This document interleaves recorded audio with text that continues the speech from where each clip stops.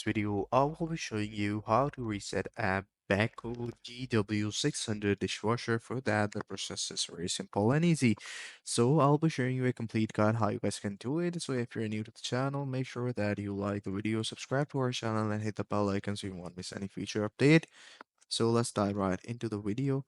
So I'll be providing this link in the description below. You guys can read the whole article about how to reset, which is written by Megan Mattingly Arthur. So let's dive right into the video. So the step one is examine the electronic control panel on your Beko DW600 dishwasher to locate the start and stop button. And then after that, hold down to the start and stop button and count to three to cancel the dishwasher current cleaning cycle. Then release the button. So once you've done that, press and hold the start and stop button and count to seven to reset the dishwasher controller board and release the button. So this is the actual way how you guys can reset the Beko 6 DW600 dishwasher. I hope you find this video helpful. If you do, please consider subscribing to the channel. Take care. Bye bye.